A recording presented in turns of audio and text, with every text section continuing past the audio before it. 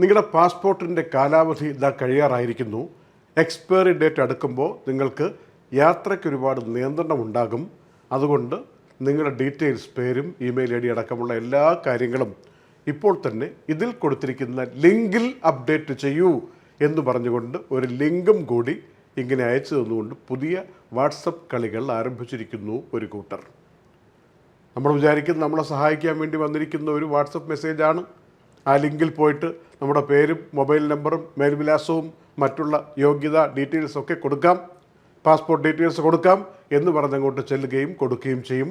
അത് ഡേറ്റയായി സ്വീകരിച്ചുകൊണ്ട് ഈ വാട്സപ്പ് അയക്കുന്ന ബിരുദന്മാർ നമ്മുടെ എല്ലാ കാര്യങ്ങളും ചോർത്തിയെടുക്കാനും മറ്റു പല വിവരങ്ങളിലേക്കും പോകാനുള്ള ഗേറ്റ് വേ ആയിക്കൊണ്ട് ഈ ലിങ്കിനെ കാണാനും, പിന്നെ ബാങ്കിൽ നിന്ന് കാശ് പോകും, പലയിടത്തേക്കും കാശ് ആവശ്യപ്പെടും, ഈ സർവീസിന് തന്നെ ഇത്ര കാശ് അടയ്ക്കുമെന്ന് പറയും. അങ്ങനെ പല വിധത്തിൽ തട്ടിപ്പിന് വിധേയമാക്കാനുള്ള പുതിയ വിദ്യയുമായിട്ട് ചില ഇന്ത്യൻ നമ്പറുകളിൽ നിന്ന് വാട്സപ്പ് മെസ്സേജുകൾ പലർക്കും വന്നുകൊണ്ടിരിക്കുകയാണ്. ജാഗ്രത പാലിക്കണം. ഒരു കാരണവശാലും റെസ്പോൺസ് കൊടുക്കരുത്, ഇതിൽ റെസ്പോണ്ട് ചെയ്യാനേ പോകരുത് എന്ന് തീരുമാനിക്കുക. നമ്മുടെ കാര്യം ഇന്ത്യയിലിരിക്കുന്ന ഏതെങ്കിലും ഒരു നമ്പറിൽ നിന്ന് വരുന്ന വാട്സപ്പിലൂടെ അല്ല പാസ്പോർട്ടിൻ്റെ കാര്യങ്ങൾ തീരുമാനിക്കാനുള്ളത്.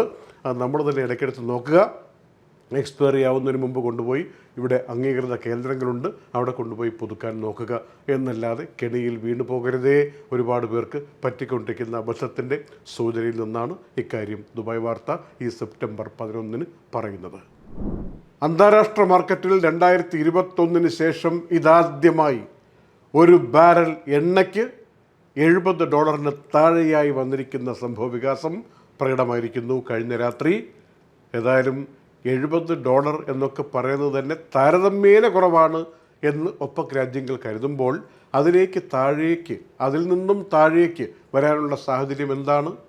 വൻകിട സമ്പദ് വ്യവസ്ഥയുള്ള രാജ്യങ്ങൾ എണ്ണയുടെ ഉപഭോഗം കുറച്ചിരിക്കുന്നു എന്നാണ് മനസ്സിലാക്കാൻ കഴിഞ്ഞിരിക്കുന്നത്. മാത്രമല്ല 2025 ഒരു ദിവസം ലോകം എത്ര മില്യൺ ബാരൽ എണ്ണ ഒരു ദിവസം ഉപയോഗിക്കും, ആ കണക്കിലും കുറവ് വന്നിരിക്കുന്നു എന്നാണ് ഇപ്പോഴേയുള്ള ഫോർകാസ്റ്റിൽ പറയുന്നത്. അപ്പോൾ എണ്ണ ഉപയോഗം ഇങ്ങനെ കുറഞ്ഞു വരുന്നു എന്നതിൻ്റെ സൂചനയായി ഈ കണക്കിനെ കാണാം. ഇടയ്ക്കിടെ ദുബായ് വാർത്തയിൽ പറയുന്നൊരു കാര്യമുണ്ട്.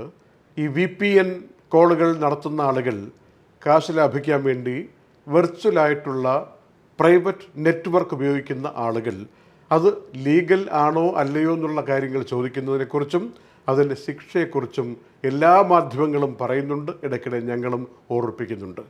അറിഞ്ഞിരിക്കേണ്ട ഒരു കാര്യം, ഒരു കുറ്റകൃത്യം ചെയ്യാൻ വേണ്ടിയാണ് നമ്മൾ ഈ VPN ഉപയോഗിക്കുന്നതെങ്കിൽ അത് പിടിക്കപ്പെട്ടാൽ 5 ലക്ഷം ദിർഹം മുതൽ 2 മില്യൺ ദിർഹം വരെ പിഴ കൊടുക്കേണ്ടി വരും എന്ന കാര്യം ആദ്യം അറിഞ്ഞിരിക്കുക.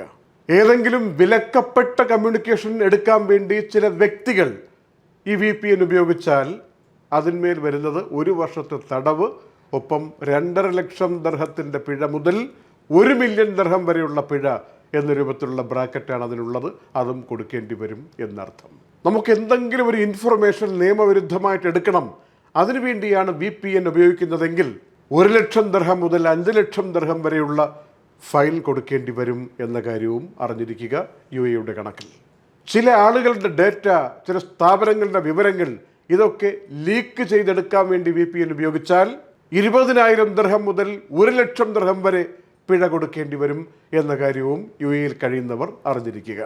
ചില ആളുകൾ ഒളിഞ്ഞിരുന്നു കൊണ്ട് വിദ്വേഷ പ്രസംഗം നടത്തും, മയക്കുമരുന്ന് കച്ചവടം നടത്തും, മനുഷ്യ കള്ളക്കടത്തിന് വേണ്ടി VPN പോലുള്ള സംവിധാനങ്ങൾ ഉപയോഗിക്കും. അങ്ങനെയുള്ളവർ ശ്രദ്ധിക്കാൻ അറിഞ്ഞിരിക്കുക. 2.5 ലക്ഷം മുതൽ 1 മില്യൺ ദിർഹം വരെയുള്ള പിഴ പിടിക്കപ്പെട്ട കൊടുക്കേണ്ടി വരും എന്ന് മനസ്സിലാക്കിയിരിക്കുക. എന്നാൽ UAEയിൽ പ്രവർത്തിക്കുന്ന കമ്പനികൾക്ക് ആധികാരികമായി നിയമപരമായി ചില ഇൻ്റർനെറ്റ് സേവനങ്ങൾ കിട്ടാൻ വേണ്ടി VPN ഉപയോഗിച്ചാൽ അതിന് നിയന്ത്രണങ്ങളില്ലാത്ത തരത്തിൽ നിയമപരിരക്ഷയുണ്ട്. അതിന് ദുരുപയോഗം ചെയ്താൽ ശിക്ഷയുണ്ട്. ഈ കാര്യങ്ങൾ വ്യക്തമായി പറഞ്ഞിട്ടുണ്ട്. UAEയുടെ പ്രതിരോധ മന്ത്രിയും രാജ്യത്തിൻ്റെ ഡെപ്യൂട്ടി പ്രൈം മിനിസ്റ്ററും ദുബായ് കിരീടാവകാശിയുമായിട്ടുള്ള ഹിസ് ഹൈനസ് ഷേഖ് ഹംദാൻ നിർണായകമായ ഒരു പ്രഖ്യാപനം ഈ സെപ്റ്റംബർ 11 നടത്തിയിരിക്കുന്നു. ദുബായ്ക്ക് വേണ്ടി ഒരു പുതിയ ഏകീകൃത ജനസംഖ്യാ രജിസ്ട്രി വരികയാണ്. ഇത് പ്രാബല്യത്തിൽ വന്നു കഴിഞ്ഞാൽ ഈ രജിസ്ട്രി അനുസരിച്ച് ദുബായിയുടെ ജനസംഖ്യയുടെ റിയൽ ടൈം ഡേറ്റ നമുക്ക് മനസ്സിലാകും എന്നുള്ള വളരെ പ്രധാനപ്പെട്ട വിശേഷമുണ്ട്. നമുക്ക് കാത്തിരിക്കാം.